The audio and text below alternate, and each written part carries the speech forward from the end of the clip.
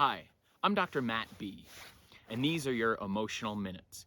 And the sun's about to go down over those mountains over there, and it's just after 4:30. 4:30. Now, this is the time of year where it really starts to get really dark. It's early January. We just finished the holidays.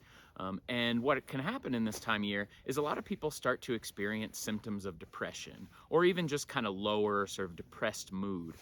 Oftentimes it can start in the fall, but it can sort of dip even more shortly after the holidays. And really that's for a number of reasons. One, there's much less light this time of year.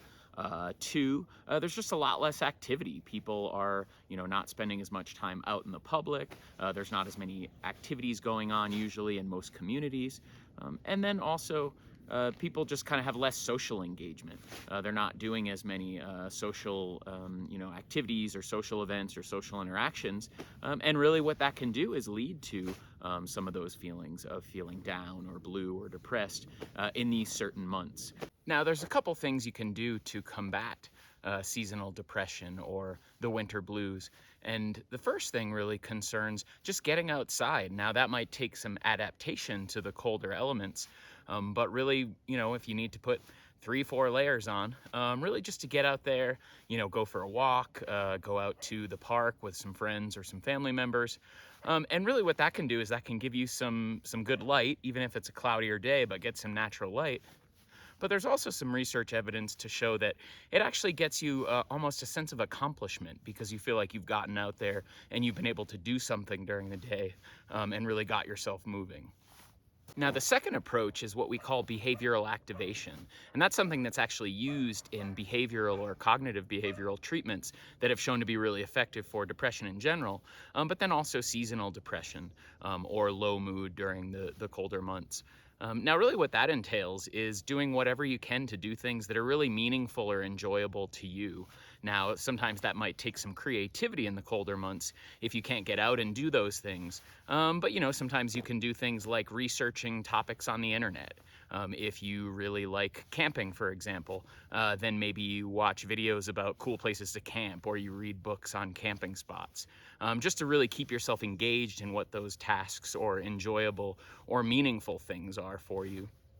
And another way to go about that is to really try to find meaningful things that you can do inside, even if it's things like crafts or painting or reading up on topics, again, that you really enjoy, really to stay engaged in those topics. And the third thing that can actually really focus your attention away from the winter and the fact that you might be missing things or missing activities is to really start to kind of research or look at things that you enjoy that you might do in other months. So for example, in the summer months, a lot of times skiers can't really go skiing. So what they'll do is they'll watch a lot of ski videos, read up on different ski products, ski form, for example. Again, a way to keep themselves really engaged in the task. But in the winter months, what you can do is really start to plan for the things you're going to do in the warmer months. So in the example of camping, you really start planning your camping trips. You research spots to go.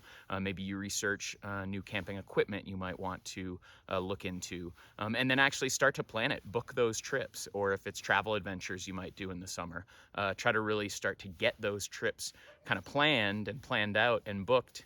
And then that way what that does is that really helps focus your attention away from the things that are occurring now, or maybe the lack of activities that you might be engaging in, and really helps focus your attention to the things you will be doing. And again, it kind of ties in with the second part, things that you really enjoy and are really meaningful for you. And hopefully that was helpful today in talking about ways that you can approach low mood or depressive symptoms that may occur at different times of the year. And if you feel like you're having really severe symptoms or it's really affecting your life, I always recommend contacting a mental health provider. They do great work in person or over telehealth means as a way to sort of help people through these sorts of things. So again, hopefully that was helpful today. And again, I'm Dr. Matt B. If you have any questions or comments, feel free to leave them in the comment box.